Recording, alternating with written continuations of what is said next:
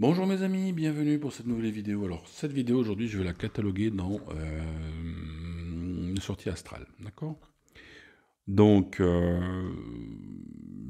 quand je fais les sorties astrales, j'en fais régulièrement, j'en fais pas tous les jours mais j'en fais régulièrement.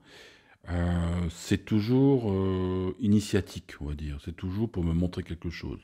Alors je sais pas si c'est mon moi supérieur qui me montre des choses, je sais pas si ce sont mes anges gardiens qui me réveillent de l'autre côté, j'en sais rien du tout. Voilà. En tout cas, dès que je fais une sortie astrale, je vois des choses, j'ai une compréhension de certaines choses. Alors je dis pas que ce que je vois c'est la vérité, mais en tout cas ce que je vois c'est ma vérité, parce que je vois des choses et je commence à avoir des petits bouts de la compréhension du monde, de notre espace, de notre univers en fait. Voilà. Bref, donc aujourd'hui on va faire une vidéo sur une sortie astrale un peu particulière, donc tenez-vous prêts, vous n'êtes pas, j'ai envie de dire vous n'êtes pas prêts, on va dire. Mais je vais pas vous inventer, j'invente rien quoi. Je vous raconte ce que je vois de l'autre côté. Après, vous en faites votre sauce. Si ça vous parle, vous le gardez. Si ça vous parle pas, bah, vous m'oubliez. Il n'y a pas de souci là-dessus. Voilà. En tout cas, ce que je vous raconte, c'est ce que je vis, hein. Donc je fais une sortie astrale. Je me rappelle, ça commence comme ça. Alors, si ça vous arrive, ça peut vous arriver aussi d'ailleurs. Souvent, une sortie astrale, ça commence comme ça. Vous savez, vous rêvez à moitié, puis vous flottez, vous avez l'impression de flotter, d'aller un peu vite sur les côtés, de marcher sur une autre en flottant, des trucs comme ça. Et le lendemain, vous vous réveillez, vous dites, ah bah j'ai rêvé de ci, ça, et vous savez que vous avez flotté. Ben, c'est peut-être pas un rêve, quoi, hein, c'est peut-être un peu plus. C'est peut-être justement un souvenir d'avoir flotté en astral, quoi. D'accord. Bon. Bref, ça commence comme ça. Donc je suis là, en train de. Je suis pas encore bien conscient de l'autre côté, hein. Je suis dans un rêve, mi-rêve, je flotte entre. Je crois que je suis sur une espèce de rune. Et puis il y a des maisons à gauche, à droite. Et puis je vais là, à droite, je vais voir une maison, je vais voir là, je vais voir à gauche, je vais voir une maison. Et je suis là, et puis je flotte, et puis je suis bien, quoi. Voilà, quoi. Et tout à coup, mais tout à coup, je suis mais comme aspiré vers l'espace, quoi. Je vous le fais, hein. C'est exactement comme ça que je l'ai vécu, hein. J'étais comme ça, flotté, puis tout à coup, aspiré en l'air. Mais aucun contrôle. Là, je peux vous dire, je me suis réveillé, hein. Mais je me suis pas réveillé dans mon lit, hein. Je me suis réveillé vraiment en astral, de l'autre côté. J'étais en hyper lucidité, hein. Et j'étais là. Et ça montait, ça montait, ça montait. Je me souviens encore, je regardais comme ça, j'ai baissé la tête, j'étais aspiré. Ce que je comprends de ça, c'est que c'était pas moi qui étais aux commandes, j'étais aspiré. Moi, c'est comme ça que je le comprends, hein. Peut-être je me trompe, mais bon. Et je montais comme ça. Et je me souviens, enfin, je regarde comme ça, je regarde derrière moi pour voir qu'est-ce qui se passe, et je voyais la Terre. D'abord, j'ai vu comme l'espace qu'on franchissait, vous savez, je connais rien, quoi, le ciel, la stratosphère. Il y a un premier, vous savez, quand vous quittez la Terre, comme dans une fusée spatiale, quoi. Et, et je vois ça, différentes couches qui passent, des nuages, des machins. Et je regarde ça comme ça, et je vois la Terre qui devient de plus en plus petite, quoi. Vous voyez ce que je veux dire? Je vois la Terre qui s'éloigne de plus en plus. Et moi, je suis là, je dis, oh, qu'est-ce qui se passe? Et j'ai vraiment l'impression d'être comme ça, hein. Ça a duré, pour pas vous mentir, ça a duré. Moi, ça m'a peur une éternité. Ça a dû durer 6 secondes, 7 secondes. Mais pendant 7 secondes où je voyais la vitesse, à la rigueur, vu que ça a duré 7 secondes, vu comment je m'éloignais à Terre, je pourrais presque vous dire à quelle distance de la Terre, s'il y avait des scientifiques avec moi, pour voir un petit peu si 6 secondes, c'est je vois la Terre petite comme ça, qu'est-ce que ça fait 12 secondes, quoi. Voilà, bon bref. Je partais dans l'espace, je sais pas où. D'accord. Et j'étais là. Je me rappelle qu'en montant comme ça, j'ai compris tout de suite, bah, j'étais en hyperlucidité, je me suis réveillé d'un coup que je vivais quelque chose d'extraordinaire. Ah oui. Et je crois même m'être demandé si j'étais pas mort. Parce que je n'avais plus aucun contrôle. J'étais aspiré, mais aspiré c'est le terme, vraiment, hein. Aspiré. Je partais comme ça. Et je pensais que j'étais mort. Et je me rappelle en montant, j'étais là, ouais, super, je vais enfin connaître les secrets de l'univers. J'étais comme ça, parce que je savais que j'allais qu'on m'attirait quelque part, je savais que j'allais aller quelque part. Donc je me suis dit, je vais enfin voir pour moi les êtres de lumière, les machins, enfin je sais rien ce que j'allais voir. Mais j'étais dans un état, en montant comme ça, pendant 6 7 secondes, j'étais en même temps complètement choqué de ce qui se passait, de plus avoir de contrôle, et en même temps j'étais, mais surexcité de savoir ce qu'il allait m'arriver, quoi. Et je me rappelle, ça montait, je voyais les étoiles au loin, et tout à coup, ça s'arrête. Et là, ça se passe pas comme prévu. Je rigole maintenant. Et je suis là et je m'attendais à autre chose, quoi. C'est-à-dire, je m'attendais, plus vous savez, vous arrivez quelque part, il y a des aides de lumière autour de vous. Bonjour, comment tu vas, Michel, alors? Non, rien du tout. Rien. Le noir. Je dis, bon. Je tourne un peu la tête. Là, si vous voulez, le temps de la montée, ça a été tellement un stress que ça m'a mis en hypervigilance, je voyais tout d'un coup. Là, ça s'est arrêté. La vision s'est un peu de nouveau rétrécie, mais j'étais quand même, j'essaie de voir comme ça, quoi. Et je voyais au loin, mais je dis, où est-ce que je suis? C'était noir. Et je vois au loin des étoiles. Je dis, tiens, je suis dans l'espace. Mais qu'est-ce que je fous là, quoi? Et je vois l'espace, et puis je vois des étoiles au loin. Alors j'essaie de deviner. Bon, je connais rien du tout, hein, mais bon, à force de voir les bouquins sur l'univers, des fois on peut reconnaître, des fois, je sais pas, le taureau, le machin, le lion, enfin bref, quoi. Bon, là, j'ai essayé, ça n'a rien donné. Je voyais ça au loin, quoi. Et tout à coup, je regarde ces étoiles, et je me dis, mais c'est pas des étoiles, ça. Vous savez, comme le focus n'est plus le même, je voyais en fait des trucs briller, enfin des points briller comme des étoiles. Et comme la vision n'était pas un peu faussée, je croyais que j'étais dans l'espace. Et en fait, en me regardant de plus près, je me rends compte que non. C'est la paroi, je vois que c'est une paroi faite de cristaux, de petits cristaux. Et ces cristaux que je voyais qui devaient être maintenant à 3 4 mètres de moi, étaient tellement brillants que j'avais l'impression que moi j'étais loin, que j'avais l'impression de voir les étoiles dans l'espace.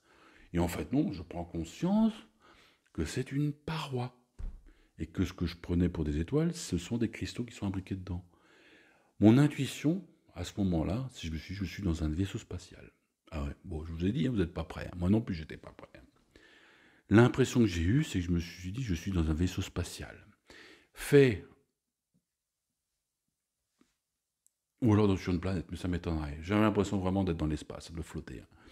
Je suis dans un vaisseau spatial, noir, complètement obscur, fait d'une paroi mi-minérale, avec des cristaux Enfin, c'est très bizarre, avec une texture pas comme chez nous. Nous, c'est du métal ou de l'acier, de l'aluminium.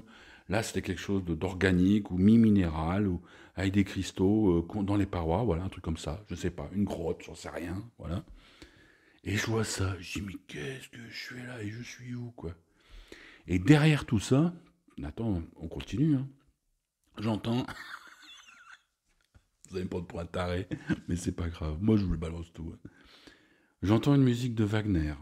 Tin, ta, ta, tin, tin, tin, ta, ta, tin, tin, tin, ta, ta, tin. Je sais pas si vous la reconnaissez celle-là.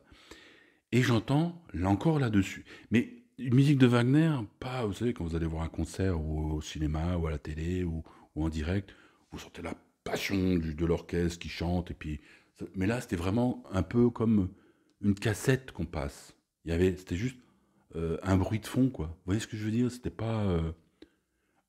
J'ai vraiment eu l'impression d'une bande qu'on passe un peu monotone. Tan, tan, tan, tan, tan, tan, tan, tan, tan. Juste un truc lointain que j'entendais comme ça. Et j'entendais aussi un peu plus loin, j'entendais quelqu'un, alors tenez-vous prêt, qui lisait la Bible. Mais je sais pas, je connais pas du tout. J'ai essayé de reconnaître le passage, j'ai pas reconnu. C'était comme si quelqu'un avait pris la Bible, l'avait ouverte et avait lu un verset, et il traversait la mer, ou je sais pas, enfin voilà quoi. Mais aussi également sur un ton monocorde. Je sais pas, je vais vous le faire. Et il traversa la mer et il partit là-bas et puis il prit des trains et puis il marcha dans le désert, des trucs comme. Pas de passion, comme une bande qu'on le passe. Je dis mais qu'est-ce que c'est que ça quoi? Enfin bref, donc vous m'avez suivi, je me retrouve pour moi, dans l'espace, pour moi, dans un vaisseau, que j'ai... Enfin, voilà. J'entends derrière, donc, cette musique de Wagner que tout le monde connaît, je pense. Tin, ta, ta, tin, tin, je pense que ça, c'est connu. Et quelqu'un qui lit la Bible, enfin, en tout cas, on comprend que c'est un religieux qui lit quelque chose, un texte sacré, enfin, un texte religieux. Voilà. Que vous soyez de n'importe quelle confession, vous comprenez ça. Voilà, d'accord? C'est comme ça que je le comprends. Vous allez comprendre pourquoi à la fin je vous dis ça. Et je suis là, et puis tout à coup, je vois que je suis comme ça, j'ai l'impression d'être sur le dos, et tout à coup, je vois que ça bouge. Je dis, tiens, on est en train de me pousser. Mais je vois pas qui. Comme c'est noir, et puis j'ai l'impression de voir comme le couloir avancer comme ça. Donc je me dis, je suis allongé alors ou quoi? J'étais vraiment mais paumé. Hein. Mais par contre, je captais tout. Hein. Clac, clac, clac. Et j'ai l'impression de rentrer dans une salle très noire. Et là, je vois des doigts, mais alors de la taille, peut-être 3 ou 4 doigts, je sais pas, des trucs comme ça. Et puis qui passent clac, clac, clac, clac, clac, sur moi comme ça. Clac, clac, qui essayent de travailler sur moi. Et là, je dis non, non, non, non, ça pue du cul. Excusez-moi du terme. Non, non, non, non, non, je m'attendais pas à ça. Moi, je m'attendais carrément à une autre expérience. Et en fait, je me retrouve, bon, on va le dire, hein, pour moi, je me suis retrouvé avec d'autres entités. Et qui étaient, je commence à comprendre, en train d'essayer de travailler sur moi. Et là, je dis non, non, non, non, non, là, ça pue. Et puis, et je suis revenu, et j'étais dans mon lit. Je dis non, non, ça craint. Il me semble, mais là, je suis pas sûr, parce que là, je pense que c'est le mental qui prend le relais. Il me semble du coin de l'œil, quand je dis avant, juste avant de venir, non, non, non, ça pue, quand j'ai vu les doigts comme ça, clac, clac, clac, les grands doigts, un peu très, très fins, très aigus, je sais pas comment dire. Je les voyais dans le noir comme ça, schlac, schlac, schlac. Et il me semble, mais là, je suis pas sûr, d'avoir du coin de l'œil, j'ai vu, alors, parce que c'est pour ça que je pense que c'est le mental qui prend le relais. Il me semble avoir vu des petits gris, tu sais, une grosse tête, des gros yeux, et voilà, un truc comme ça. Il me semble avoir vu ça. Et je suis revenu dans mon lit. Voilà l'expérience. Je peux vous dire que quand je suis revenu dans mon lit, je me suis réveillé tout de suite. Et je dis, mais qu'est-ce qui s'est passé là? Qu'est-ce que j'ai vu là?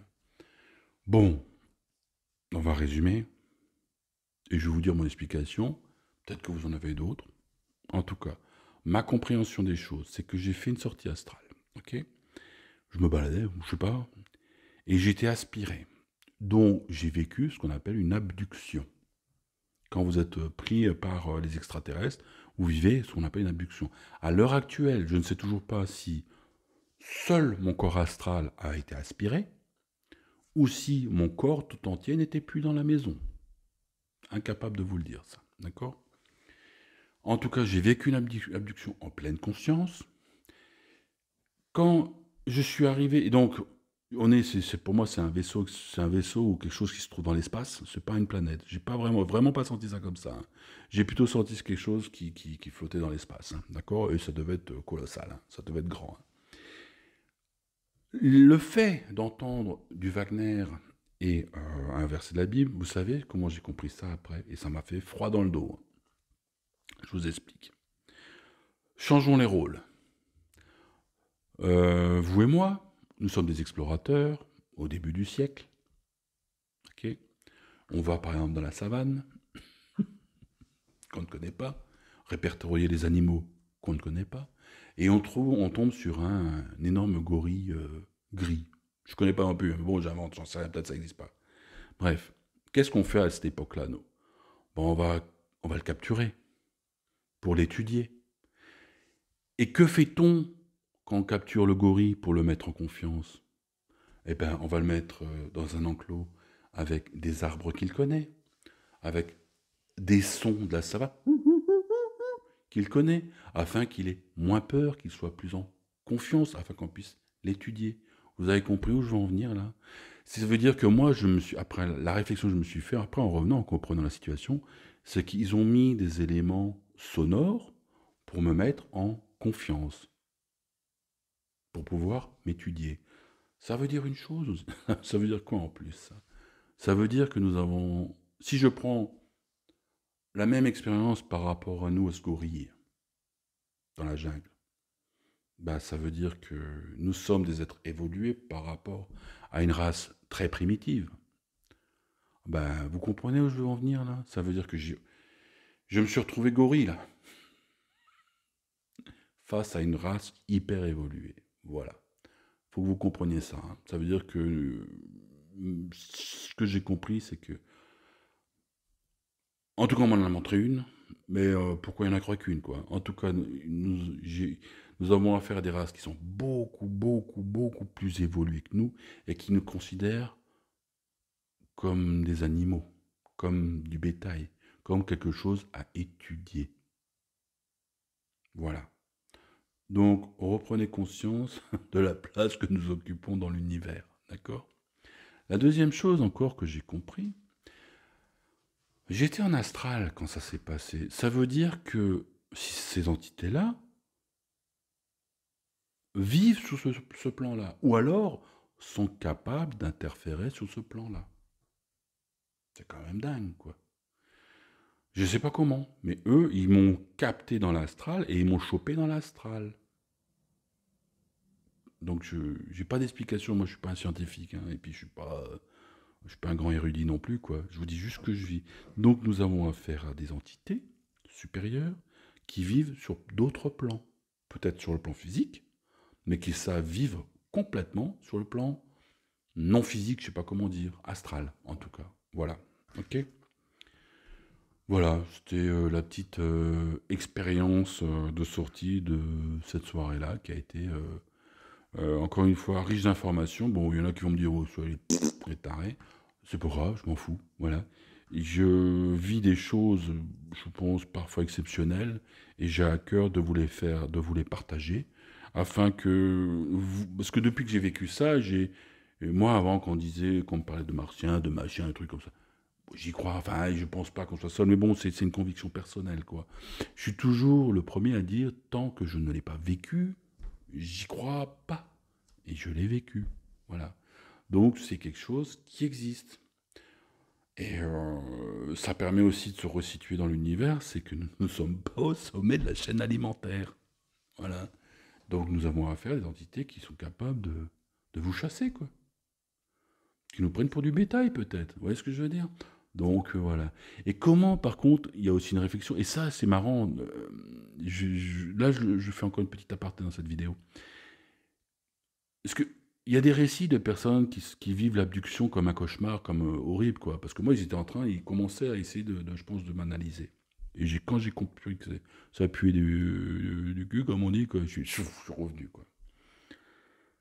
Et je me suis dit, comment j'ai pu revenir alors que d'autres vivent ces abductions et qui le subissent et qui reviennent avec des traumas? Je dis, bon, là, il faut vous intéresser un petit peu à tout ça, hein. Vous regardez un peu des vidéos de personnes qui disent qu'ils ont été abductées, qui ont été prises par des extraterrestres.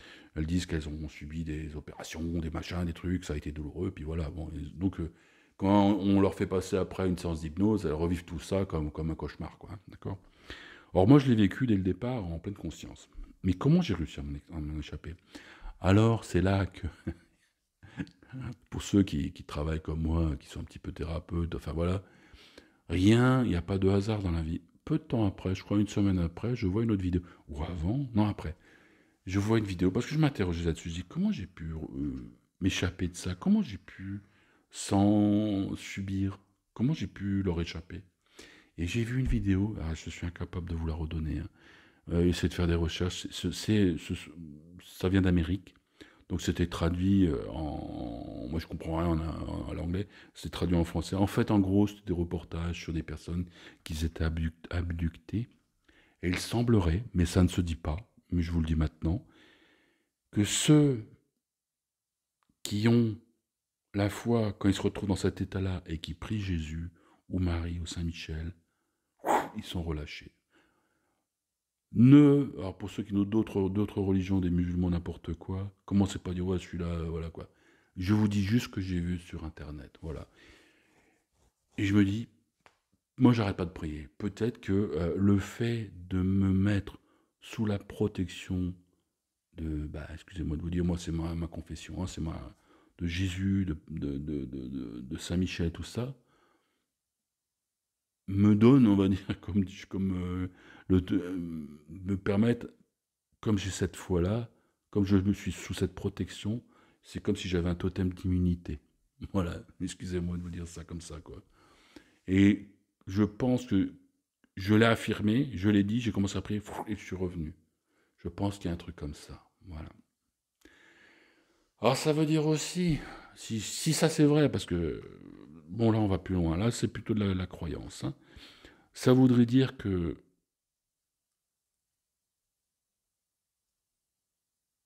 il y a des règles de l'autre côté, et que des êtres de lumière, ces êtres de lumière sont peut-être plus que ça. C'est-à-dire les saints que l'on prie, les religieux que l'on prie, sont peut-être quelque chose de beaucoup plus évolué que nous. Voilà. Enfin, et qui ont des rapports avec d'autres civilisations. Et que on reste toujours. J'ai du mal à exprimer tout ça parce que j'ai pas encore compris, je comprends pas encore. Mais j'ai l'impression que de l'autre côté, entre races, il y a aussi une sorte de jeu entre le bien et le mal, entre la lumière et l'ombre. Voilà. Parce que les petits gris, quelque chose, c'était pas terrible. La lumière, le corps religieux, enfin, ce en quoi je crois, pour moi, c'est de la lumière. Est ce que je veux dire? Bon, bref, il y a peut-être un truc à travailler, à rechercher, à comprendre là-dessus que je suis, moi, pour l'instant, pas capable. Faites des recherches, essayez de voir, alors vous allez me dire, mais pourquoi on n'est pas au courant? Ben, parce que ça ne se dit pas. Enfin, dans le reportage que je voyais, c'est peut-être un faux reportage, mais ça faisait sens. Vous imaginez si les gens qui sont abductés disent, bah moi j'ai prié Jésus, je suis revenu, ça deviendrait politique. Voilà. Enfin, voilà. C'est plus, ça ne serait plus une simple histoire de personnes prises par les extraterrestres. Ça devient une histoire religieuse, donc politique. Donc voilà, avec toute l'émotivité qu'il y a là-dedans, hein. Donc il n'y a qu'à voir les guerres de religion qu'il y a actuellement, quoi. D'accord? Bon, en tout cas, il y a quelque chose à creuser là-dessus. J'ai trouvé cette sortie super intéressante. Et puis voilà. Ouais. Bon, je sais pas si j'ai tout dit, comme d'habitude. Mais en tout cas, je suis heureux de vous avoir partagé cette vidéo. Voilà. Bien, je vous souhaite une belle journée, puis à très bientôt pour une prochaine vidéo, parce que j'en ai encore sous le coude, hein. Belle journée à vous!